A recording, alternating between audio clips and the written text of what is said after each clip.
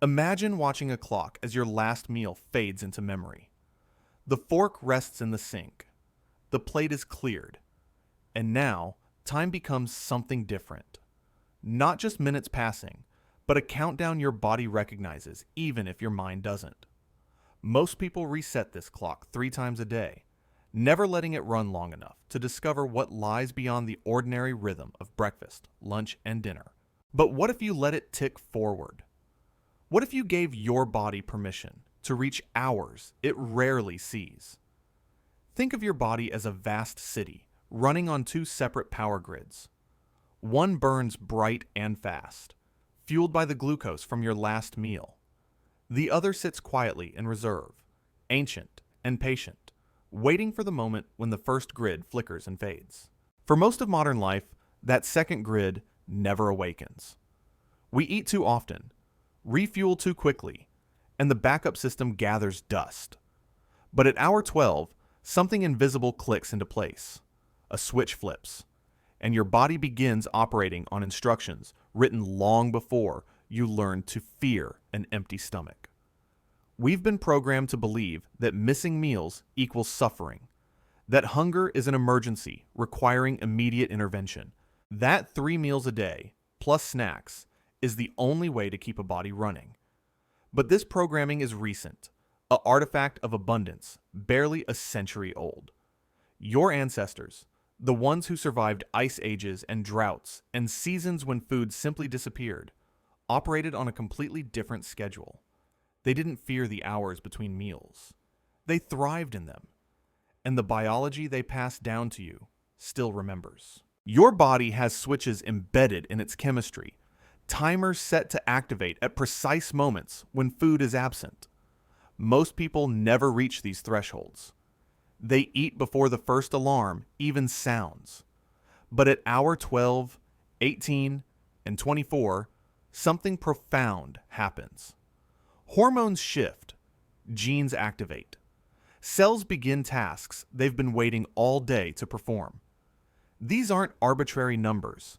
They're biological milestones, each one unlocking a different layer of your body's hidden potential. So, what actually happens at hour 12? Your liver's glycogen stores, those readily available sugar reserves, begin running low. The body senses the shift and makes a decision. It could panic, flood your system with hunger signals, demand that you eat immediately, and part of it does. But something deeper starts to happen. Insulin, that constant conductor of your blood sugar orchestra, finally falls to baseline. For hours, it's been elevated, managing the glucose from your last meal, storing excess, keeping everything in check. Now, in its absence, your cells receive a different signal. Stop storing. Start burning. This is the metabolic shift everyone talks about, but few actually experience. The transition from running on glucose to accessing fat. It's not dramatic. There's no lightning bolt moment. But inside, at the cellular level, your body is switching power sources. The first grid dims. The second grid hums to life. And growth hormone, that quiet guardian of muscle and tissue, begins its subtle rise. Not because you're starving, because your body is entering preservation mode. A state designed to keep you strong, alert, and capable even when food is absent. What does it feel like? For some, hour 12 brings a strange clarity. The hunger pangs that nagged at hour 8 or 9 fade into background noise. The mind sharpens. Energy levels surprisingly stabilize.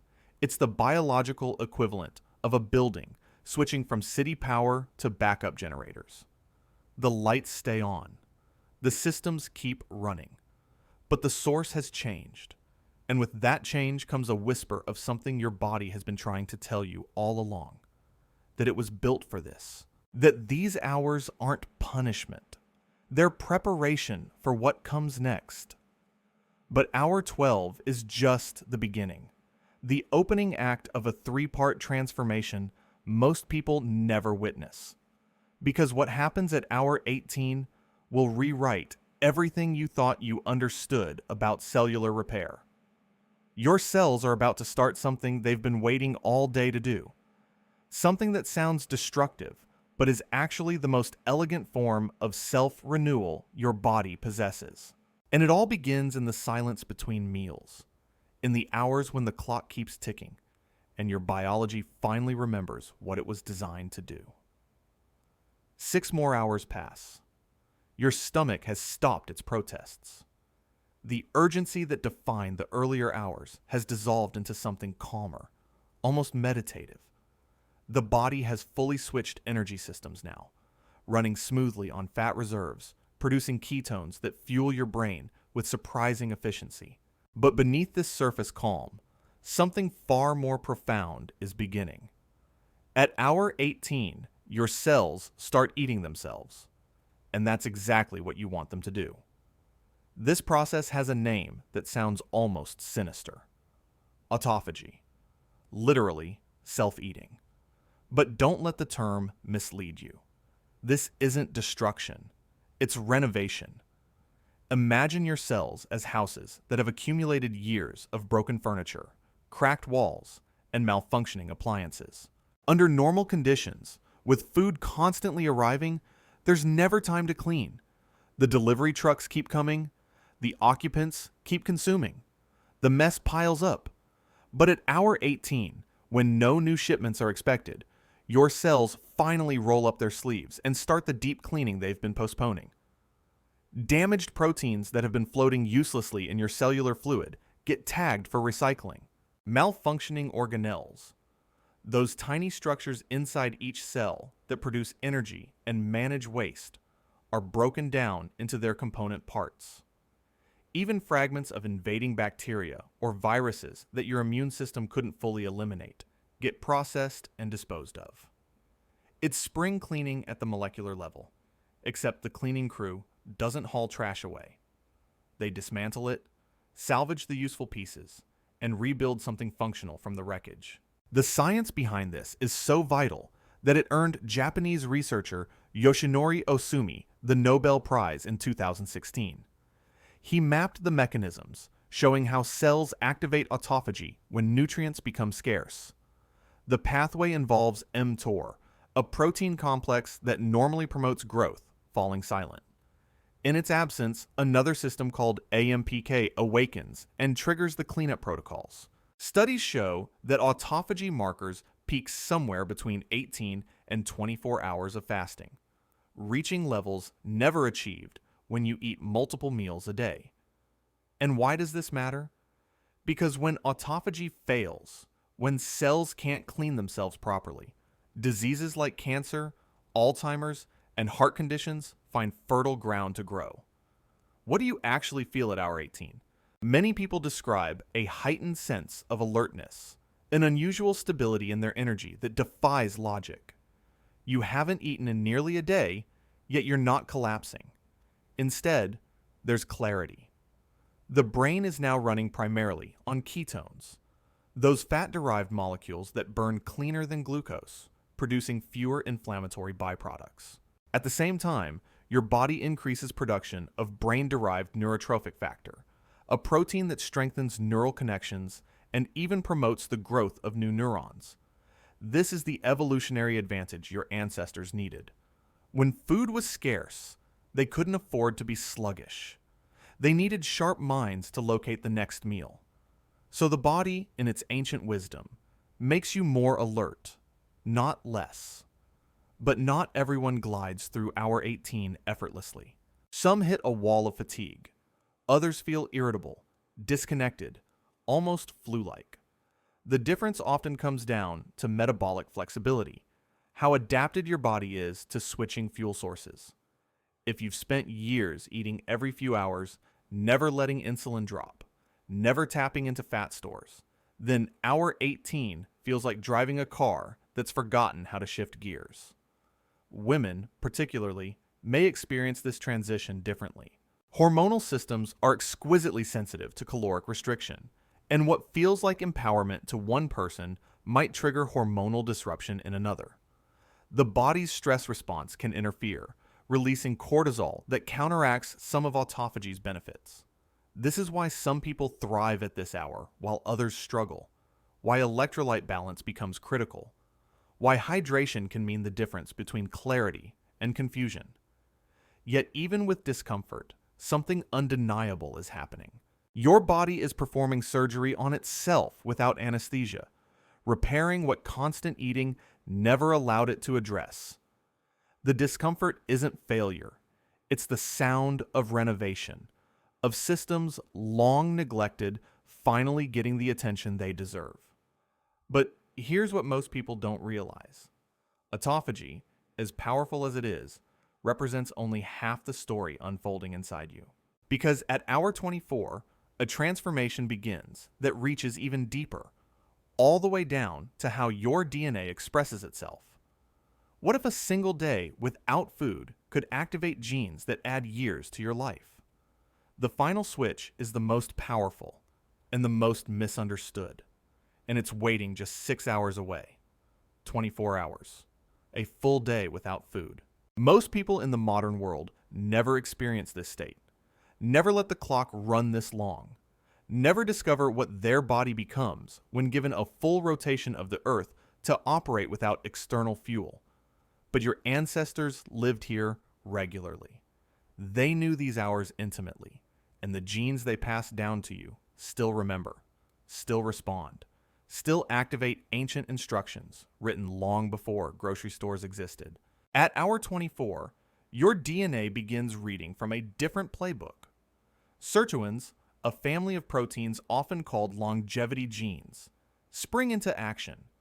These molecular switches regulate how your cells age, how they repair damage, how they resist stress. Research shows that fasting activates sirtuins in ways that few other interventions can match. At the same time, levels of NAD+, a crucial molecule that serves as cellular energy currency, begin rising. More NAD+ means your cells can perform their tasks more efficiently, from DNA repair to energy production. It's like upgrading the fuel quality in every microscopic engine throughout your body. Then there's growth hormone. At hour 24, levels can spike to 5 times their baseline, a dramatic surge designed to preserve muscle mass and accelerate fat burning. This isn't starvation mode, where the body cannibalizes itself. It's preservation mode, where growth hormone acts as a guardian, protecting lean tissue while directing energy systems towards stored fat. Studies conducted by researchers like Sachin Panda, who studies circadian rhythms, and Walter Longo, who maps longevity pathways, consistently show that extended fasting triggers gene expression, changes that enhance stress resistance, and cellular maintenance. Your body isn't weakening, it's fortifying itself. And here's something unexpected. Ghrelin, the hunger hormone that spiked aggressively in the early hours, often decreases by hour 24.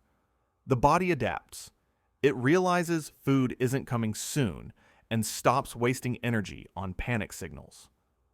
Many people report that the intense hunger they felt at hour 10 or 12 has vanished entirely by this point. It's not willpower overcoming biology. It's biology recalibrating itself. Remembering that survival sometimes requires patience, not alarm. Meanwhile, ketosis has deepened significantly. Ketone bodies, particularly beta-hydroxybutyrate, are now fully fueling your brain, providing steady, clean energy without the crashes that glucose creates. Mental performance often peaks here. Focus sharpening, memory consolidating, neuroprotective effects measurable in real time. Some describe a fasting high, a subtle euphoria that researchers attribute to endorphin release and the brain's response to ketones. At the cellular level, mitochondria, those tiny power plants, begin a process called biogenesis, actually creating new mitochondria to handle the metabolic demands. More mitochondria means more energy capacity, better endurance, improved cellular function long after the fast ends. Anti-inflammatory markers in the blood drop measurably, showing that the body is actively calming systemic inflammation that constant eating perpetuates. But hour 24 also comes with warnings that cannot be ignored. Not everybody should reach this threshold. People with diabetes face dangerous blood sugar fluctuations without careful monitoring. Pregnant or nursing women need consistent nutrient delivery for developing life. Those with a history of eating disorders may find that extended fasting triggers psychological patterns better left undisturbed. Women, more broadly, can experience hormonal disruptions, irregular cycles, thyroid suppression when fasting extends too frequently or too long. The body can interpret extended fasting as famine, and female reproductive hormones are exquisitely sensitive to that signal. Electrolyte depletion becomes a real concern at this hour. Sodium, potassium, magnesium all needing attention or risk dizziness, heart palpitations, muscle cramps. And there's always the risk of muscle breakdown if the body isn't properly fat adapted, if it struggles to access stored energy efficiently. Power, even biological power, requires responsibility. Hour 24 is not a finish line to cross thoughtlessly. It's a threshold where awareness becomes critical, where listening to your body's signals, distinguishing between adaptation discomfort and genuine distress, can mean the difference between transformation and harm. In 24 hours, you've traveled through 3 distinct metabolic states. At hour 12, insulin dropped and fat burning began, the metabolic handshake between fuel sources. At hour 18, autophagy activated and cellular renovation commenced, the deep cleaning your cells desperately needed. And now, at hour 24, longevity pathways have opened and genetic expression has shifted, the symphony of hormones and genes playing a composition most modern humans never hear. This isn't starvation, it's activation. Ancient wisdom meeting modern science at the intersection of time and biology. But here's the question that matters most. Should everyone do this? The numbers tell only part of the story. Your body tells the rest. So you've seen what happens at hours 12, 18, and 24. The science is clear, documented, replicated across countless studies. But biology is never one size fits all. Your genes, your history, your current health status, all of these variables determine whether fasting becomes your ally or your adversary. The question isn't whether these transformations happen. The question is whether they happen safely, beneficially, sustainably for you. Some people are built for this. Those struggling with metabolic syndrome, where insulin resistance has turned their cells deaf to hormonal signals, often find profound relief in extended fasting. Studies show that even reaching hour 12 consistently can lower inflammatory markers like C-reactive protein, improve blood sugar regulation, and reverse early metabolic dysfunction. People carrying excess weight discover that their bodies finally access stored fat, not through deprivation, but through biological permission, allowing insulin to drop low enough that fat cells release their contents. Those with family histories of Alzheimer's disease may find particular value in autophagy's neuroprotective effects. The cellular cleanup at hour 18 potentially sweeping away the protein tangles associated with cognitive decline. Athletes have learned to use these hours strategically, timing their fasts around training schedules, leveraging the growth hormone surge at hour 24 for recovery and adaptation. Entrepreneurs, students, creatives, people whose work demands sustained mental focus often report that the ketone-fueled clarity between hours 18 and 24 produces their best thinking. And then there are the biohackers, those relentlessly optimizing every variable, who see these fasting windows as tools for longevity, ways to activate sirtuins, and extend health span beyond what diet alone can achieve. The benefits peak at different hours depending on the goal. If you're chasing insulin sensitivity, hour 12 delivers. If cellular repair is your target, hour 18 is the sweet spot. If genetic optimization and hormonal rebalancing matter most, hour 24 becomes essential. But for others, these same hours can trigger cascading problems that outweigh any benefit. People with type 1 diabetes cannot safely navigate these hours without meticulous blood sugar monitoring and medical supervision. The risk of hypoglycemia, of blood sugar plummeting to dangerous levels, makes extended fasting a high-wire act without a net. Pregnant women and those nursing infants require consistent nutrient delivery, time to support not just their own metabolism, but the rapid development of another human being. Children and adolescents, still growing, still building bone density and brain architecture, need regular nourishment that fasting directly contradicts. Anyone with a history of eating disorders faces psychological landmines in extended fasting. What begins as a health intervention can morph into justification, a socially acceptable framework for restriction that feeds disordered patterns. People with thyroid conditions already battle sluggish metabolism, and extended fasting can further suppress thyroid function, leaving them fatigued and hormonally imbalanced. Women with polycystic ovary syndrome, or those who've lost their menstrual cycle entirely, often find that fasting, especially frequent or prolonged fasting, worsens hormonal chaos rather than resolving it.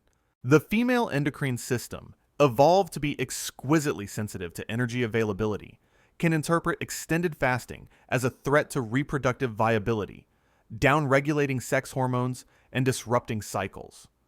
High-intensity athletes training hard on fasting days risk performance, decline, and inadequate recovery. The elderly concerned about muscle wasting must weigh autophagy's benefits against the reality that insufficient protein intake compressed into short eating windows can accelerate sarcopenia, and anyone taking medications that require food for absorption or blood sugar stability faces timing complications that their doctor must help navigate. The science on women and fasting reveals a critical truth. Women often need different protocols: shorter fasting windows, more frequent refeeding, greater attention to hormonal feedback. What works for men doesn't automatically translate across the hormonal divide. So where does that leave the vast middle ground? Those who don't fit neatly into either the ideal candidate or the absolute contraindication category. Many find success with modified approaches: 14 to 16-hour fasts instead of 24. Strategic timing aligned with circadian rhythms, eating windows that match when insulin sensitivity naturally peaks. Gradual adaptation protocols that let the body learn metabolic flexibility slowly rather than shocking it into submission. And perhaps, most importantly, learning to distinguish between discomfort, which signals adaptation, and danger, which signals genuine distress. Your body speaks constantly. Lightheadedness that passes might be normal adjustment. Heart palpitations that persist are warnings worth heeding. Irritability that fades could be habit-breaking. Mood crashes that deepen might indicate hormonal disruption. The line between pushing through and pushing too far isn't always obvious, but it's always there. Understanding these hours, knowing what happens at 12, 18, and 24, that's knowledge. But experiencing them successfully, navigating them safely, integrating them into a life that remains balanced and sustainable, that requires wisdom. The clock is just a number. Your preparation, your awareness, your honest assessment of where you stand in this spectrum of suitability that determines everything. Because there's one critical factor most people ignore until it's too late, and it has nothing to do with willpower. Knowing what happens at each hour isn't the same as making it happen. Statistics tell a humbling story. Most people who attempt their first extended fast quit before reaching hour 12. They know the science.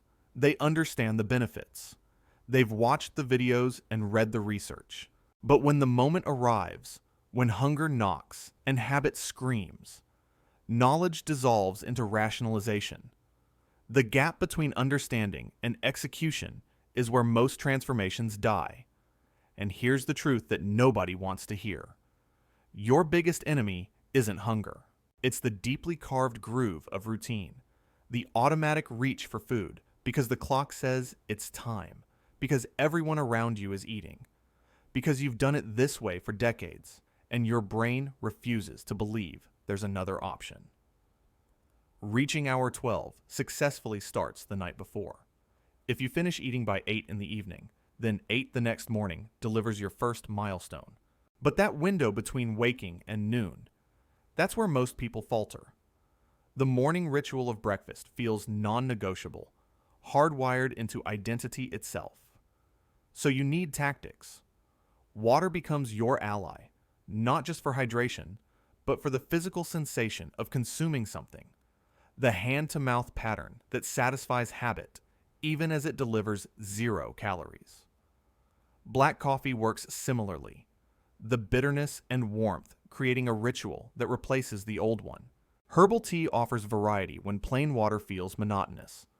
But here's the psychological trick that matters most. Stay busy. Hunger intensifies when you sit idle, staring at the clock, waiting for permission to eat. But occupy your mind with work, with movement, with anything that demands attention. And suddenly, hour 12 arrives without the agony you anticipated. The breakfast myth needs dismantling in your mind before you can move past it. You've been told since childhood that breakfast is essential, that skipping it sabotages metabolism, that morning food jumpstarts your day. But the research tells a different story. Metabolism doesn't slow from missing one meal. It adapts. And for many people, the clarity that arrives when insulin stays low through the morning exceeds anything breakfast ever provided. This realization, this experiential proof that you can function without morning food, becomes your training ground. Hour 12 is where you learn that hunger is often habit wearing a biological mask. Pushing to hour 18 requires different preparation because the challenge shifts from morning routine to afternoon survival. Social eating pressures mount. Coworkers invite you to lunch. Your energy dips in that post-noon slump. This is where deep work becomes your strategy. If you're mentally engaged, focused on a project that demands concentration, the fasting clarity at this hour becomes an advantage rather than an obstacle. Light movement helps too. A walk, gentle stretching, anything that keeps blood flowing without demanding the intense fuel that heavy exercise requires. Because attempting high-intensity training during your first 18-hour fast is like trying to sprint while learning to walk. Your body hasn't learned to access fat efficiently yet. It's still expecting glucose that isn't coming. Electrolytes become critically important as you approach hour 18. Sodium, potassium, magnesium. These minerals don't break a fast in any meaningful metabolic sense, but their absence creates the symptoms people mistake for starvation. Dizziness, weakness, the feeling that fasting is unbearable. Often these signals aren't about food at all. They're about salt, a pinch of sea salt in water, a magnesium supplement. These small interventions can mean the difference between comfortable fasting and miserable endurance. And here's what nobody tells you about hunger. It comes in waves. A surge of ghrelin hits. Your stomach contracts. Your mind fixates on food, and it feels permanent, unbearable, destined to intensify forever. But if you wait, if you breathe through it, 15 to 20 minutes later, the wave passes. The hunger recedes. Your body stops demanding immediate action and returns to baseline. Learning this pattern, experiencing it firsthand, transforms everything.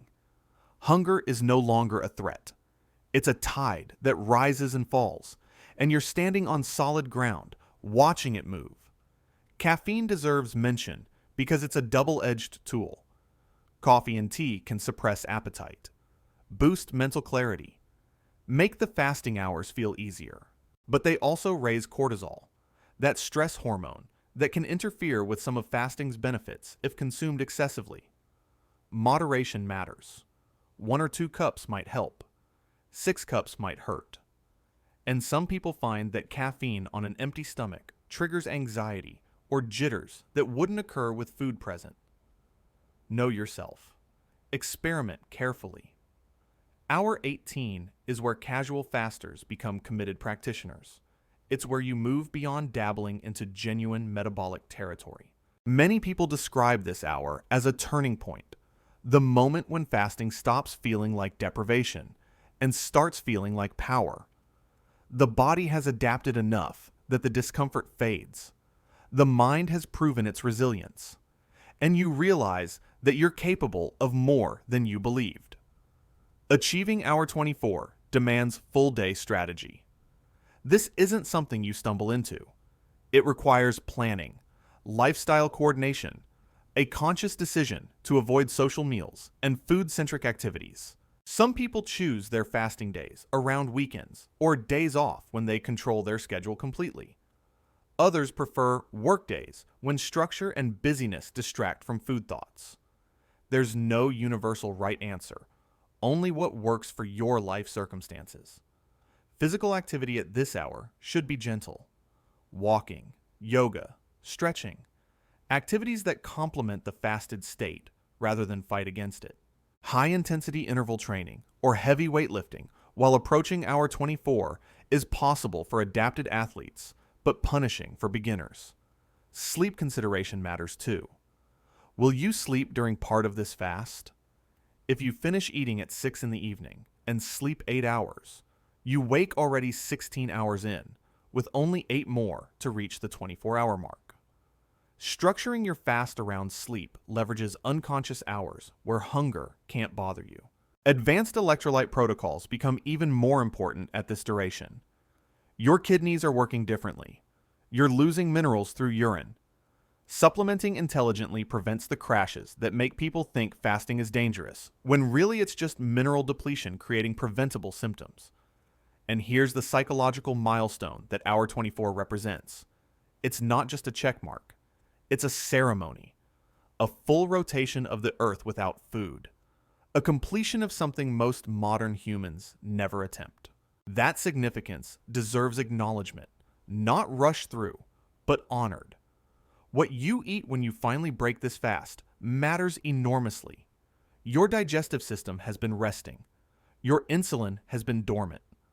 Slamming it with a massive meal, especially one high in refined carbohydrates, can trigger rebound blood sugar crashes, digestive distress, the very problems you were trying to avoid. Gentle refeeding, starting with easily digestible foods, proteins, and vegetables before heavier starches, helps the transition back to fed state. The binge trap lurks here too. You've fasted for 24 hours. Your mind screams that you deserve a reward, that you've earned the right to eat everything in sight. But binging negates much of what you've accomplished. It's not about punishment or restriction. It's about respecting the process, completing the cycle with the same intention you brought to the beginning. Fasting isn't a one-time event. It's a practice, a rhythm you build over time. The first time you reach Hour 18 might feel brutal. The 10th time might feel effortless. Metabolic flexibility, that ability to switch smoothly between fuel sources, develops with repetition.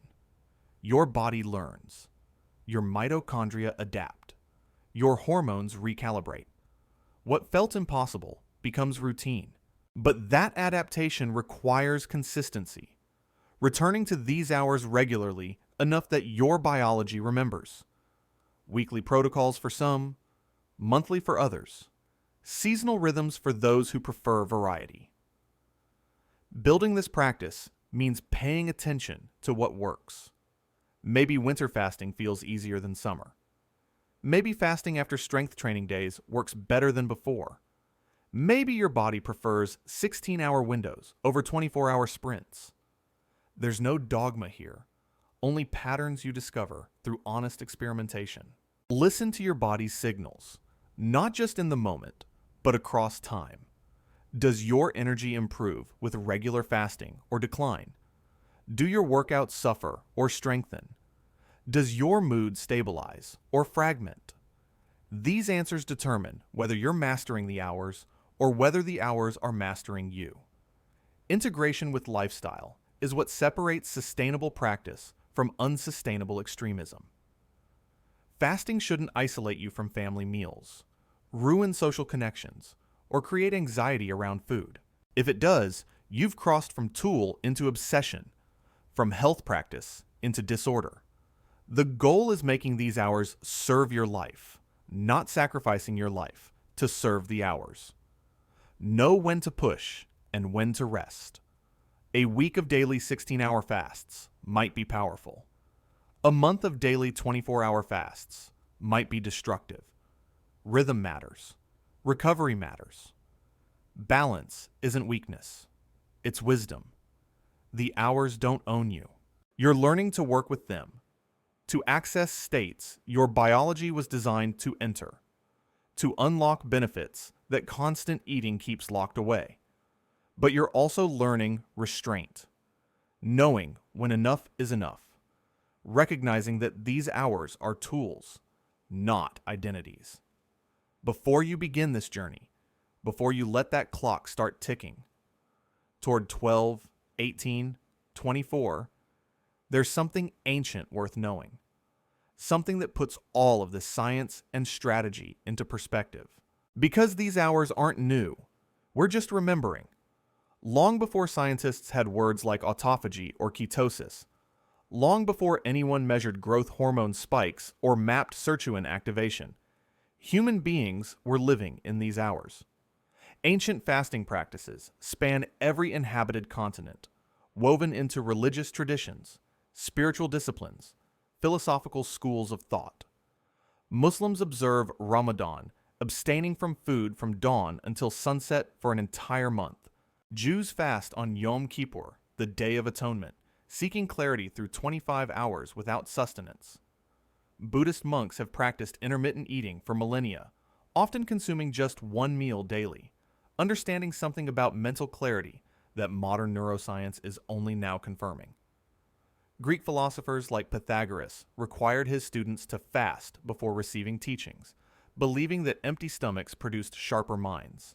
Hippocrates, the father of medicine, prescribed fasting as treatment for numerous ailments, observing that the body heals itself when given rest from digestion. But these practices weren't about religion alone. They were born from something more fundamental. Our hunter-gatherer ancestors didn't plan their meals. They hunted, sometimes successfully, often not. They gathered when seasons permitted.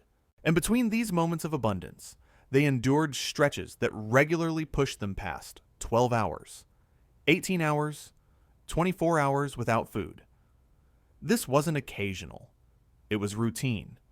Their bodies adapted not just to survive these hours, but to thrive in them, to sharpen senses when food was absent, to preserve strength, to maintain focus for the hunt that would end the fast. The genes they passed down, the ones you carry, were selected for this pattern, tested across thousands of generations in environments where constant eating was impossible. Then, something changed. The Industrial Revolution arrived in the 1800s, and with it came structured workdays, scheduled meal breaks, the cultural expectation that breakfast, lunch, and dinner were non-negotiable pillars of civilized life. Food became abundant, predictable, available at every hour. The rhythm that shaped human biology for hundreds of thousands of years was abandoned in barely a century and a half. We started eating constantly, not because our bodies demanded it, but because our culture did. And our genes, unchanged, still optimized for feast and famine cycles, suddenly found themselves swimming in perpetual feast with no famine to balance the equation. These hours you've been learning about, 12, 18, 24, they aren't new discoveries. They're biological homecomings. When you fast, when you let the clock run past breakfast, past lunch, into that territory most modern people never visit, you're not doing something radical or extreme. You're remembering. Your cells remember. Your mitochondria remember. Your DNA remembers. This is why the metabolic shift at hour 12 feels less like learning and more like recognition. Why the clarity at hour 18 arrives with a sense of rightness that defies the discomfort. Why hour 24 brings not collapse, but a quiet strength that seems to come from somewhere ancient and patient. So let's revisit those 3 critical hours with this historical lens, adding depth to the science. Hour 12, the metabolic handshake, isn't just insulin dropping and fat burning beginning. It's your biology saying, we've done this before, we know this dance, let's switch partners and keep moving. Your liver releasing stored glucose, your cells transitioning fuel sources. This choreography was perfected long before you were born, practiced by ancestors who didn't have the luxury of 3 meals daily. Hour 18, the cellular renovation, autophagy dismantling damaged components and recycling them into something functional. This isn't a modern hack. It's an ancient maintenance protocol, the body's way of staying resilient when resources are scarce, of making every molecule count, of ensuring that even without external food, internal systems remain strong. And hour 24, the genetic symphony, sirtuins activating, growth hormone surging, longevity pathways opening. This is your DNA reading instructions written in an era when surviving to reproduce required the ability to function brilliantly on empty.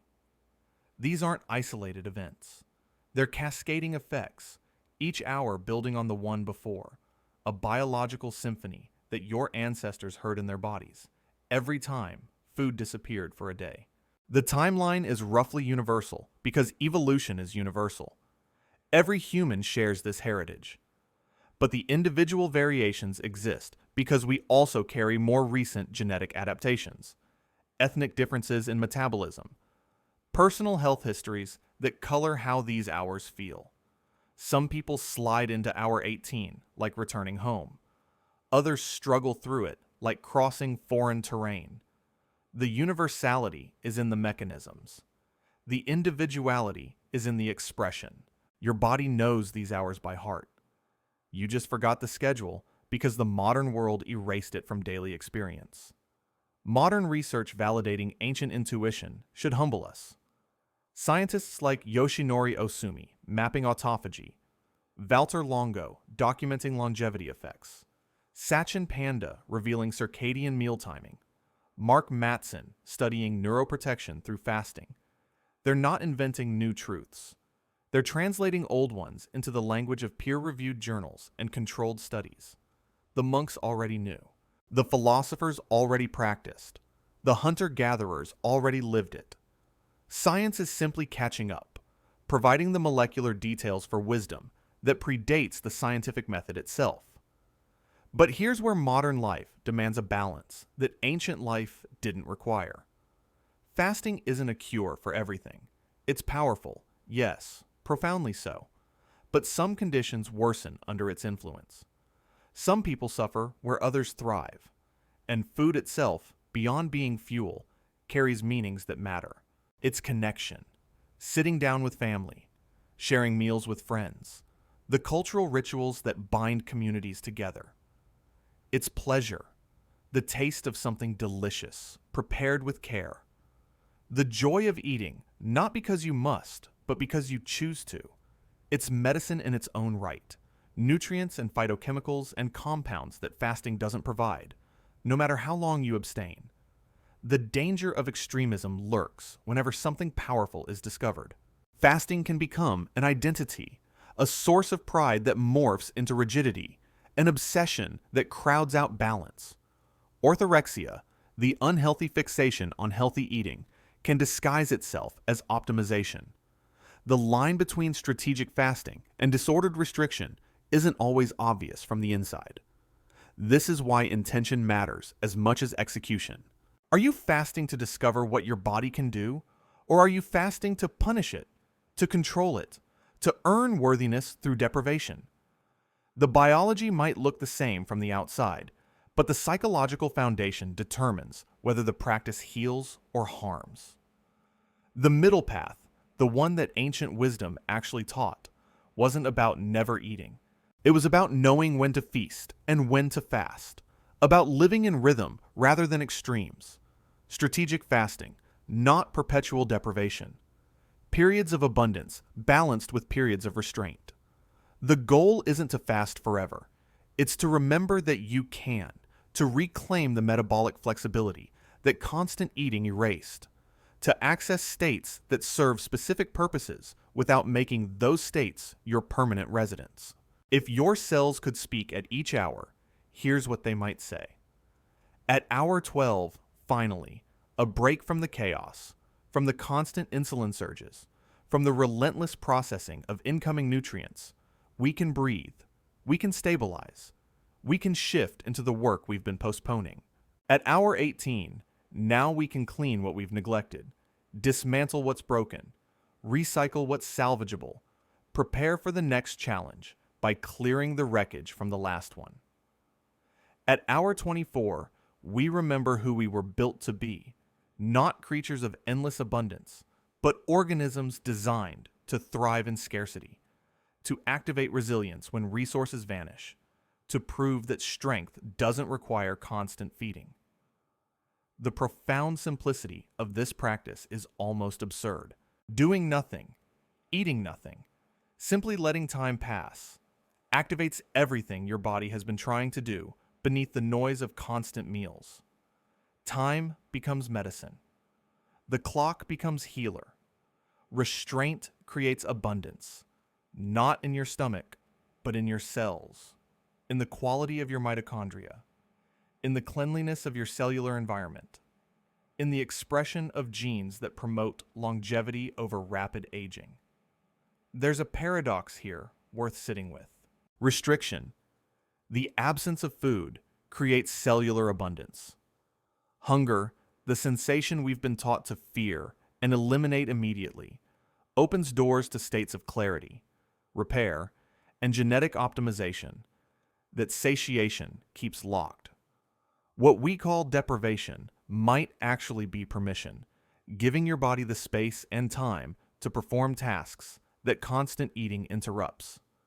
The body isn't starving at these hours. It's speaking, and it's saying something important, that it was designed for flexibility, for adaptation, for cycles of plenty and absence, that these hours aren't punishment, but invitation, a chance to access biology that modern comfort has nearly forgotten. So here you stand, at the edge of a choice.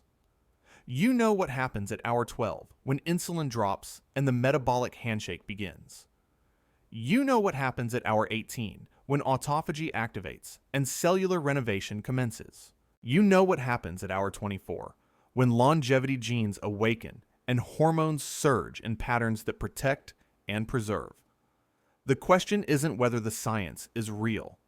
The question is whether you're ready to experience it, whether you're willing to let the clock tick past comfort into territory your ancestors knew intimately, but you've barely visited.